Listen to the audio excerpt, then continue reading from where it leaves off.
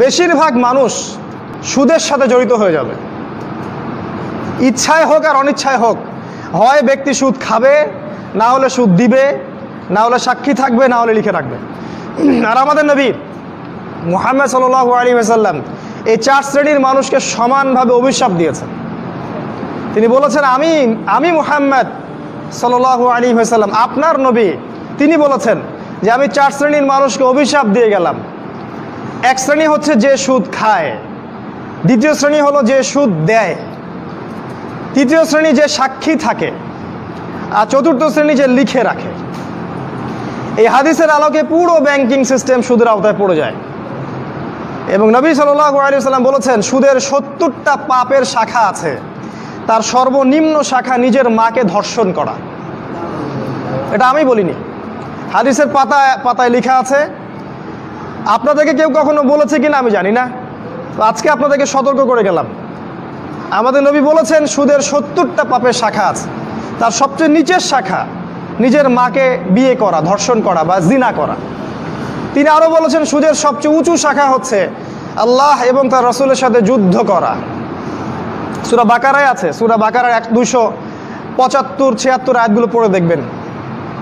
নবী সাল্লাল্লাহু আলাইহি ওয়াসাল্লাম আরও বলেছেন, যে ব্যক্তি 1 দিরহাম সুদ খাবে সে যেন 36টা মেয়েকে ধর্ষণ করলো। এটা বুখারীর হাদিস। আমি নাম্বার বলার সময় পাচ্ছি না, খুতবার সময় সংক্ষিপ্ত। তিনি আরও বলেছেন, সুদখোরদেরকে কবরে যে শাস্তি দেওয়া হবে সেটা হচ্ছে তাদেরকে রক্তের নদীতে ফেলে তাদের মাথাগুলোকে ফাটিয়ে দেওয়া হবে। কারণ সুদের মাধ্যমে সারা বিশ্বের মানুষের রক্ত তারা চুষে নিচ্ছে। এই কারণে এর ফলাফলটা কি হয়? এর ফলাফলে ধনীরা ধনী হতে থাকে, আর গরিবরা যত দিন যাবে আস্তে আস্তে আরও দারিদ্র্যের অতল তলে নিষ্পেষিত হতে থাকবে। আপনার কাছে মনে হবে হয়তো আপনি 10 টাকা দিলে 15 টাকা পাবো, কিন্তু এটা নয়। আপনি আপনার টাকা পাবেন না, আপনি অন্যের রক্ত চোষা টাকা পাবেন। এর ফলে ধনিক শ্রেণীর কোনো ক্ষতি হয় না, তারা অনেক লাভবান হতে থাকে। এই জন্য বিশ্বের একটা অংশ আজকে ধনী হচ্ছে। দেখবেন এই পুরো বিশ্বের একটা অংশ দিন দিন ধনী হচ্ছে, ওই পশ্চিমা সভ্যতা। আর বাকি অংশগুলোকে দেখবেন তারা আস্তে আস্তে দরিদ্রের সীমার নিচে চলে যাচ্ছে। এটার কারণ রিবা, সুদ। তিনি আরও বলেছেন যে সুদ যারা খাবে তাদের জাহান্নামে শাস্তি হচ্ছে, ওদের পেটটা ফুলে ফেপে থাকবে আর পেটের ভিতরে সাপ কিলবিল করবে। আর ফেরাউনের অনুসারী যারা, তারা এদের পেটে পাড়া দিয়ে জাহান্নামে প্রবেশ করবে। এভাবে অপমান করা হবে। কেন ফেরাউনের সাথে তুলনা করা হলো কেন?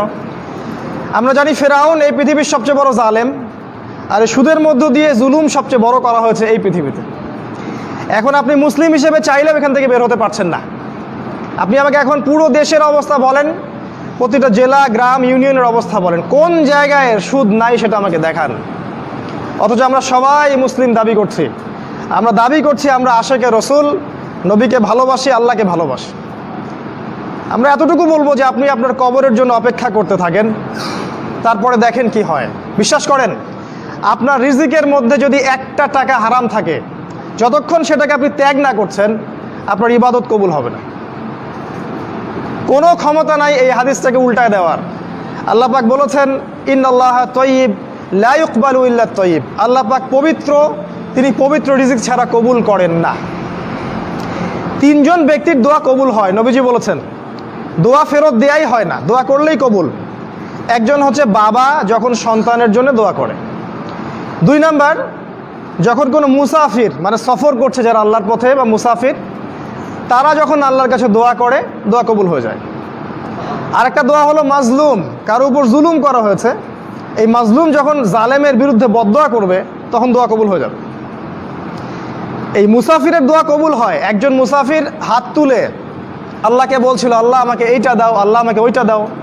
আর আমাদের নবীজি দেখে বললেন যে মুসাফিরের দোয়া কবুল হয়, কিন্তু এই ব্যক্তির দোয়া কেমন করে কবুল হবে যার খাবার হারাম, পানীয় হারাম, পোশাক হারাম, সবই হারাম। মানে রিজিক হালাল না হওয়া পর্যন্ত ইবাদত কবুল হবে না। তাই যাবতীয় সুদ, যাবতীয় ঘুষ, এই যে হারাম রিজিক, হারাম পণ্যের ব্যবসা, এগুলো থেকে তওবা না করা পর্যন্ত ইবাদত তো কবুল হবেই না, আপনি ইবাদতের স্বাদ পাবেন না। এই যে নামাজ পড়েন, রোজা রাখেন, অনেক কিছু করেন, হজ করেন, স্বাদ পান না, আত্মতৃপ্তি পান না। এর কারণ হারাম রিজিক। আর নবীজি বলেছেন শেষ জামানার অন্যতম নিদর্শন হচ্ছে মানুষ হালাল হারামের কোনো পরোয়া করবে না, যেভাবে পারে সেভাবে টাকা উপার্জন করবে, মেরে হোক, কেটে হোক, ঘুষ খেয়ে হোক, দুর্নীতি করে হোক, টাকা চাই, টাকা, অর্থ সম্পদ চাই।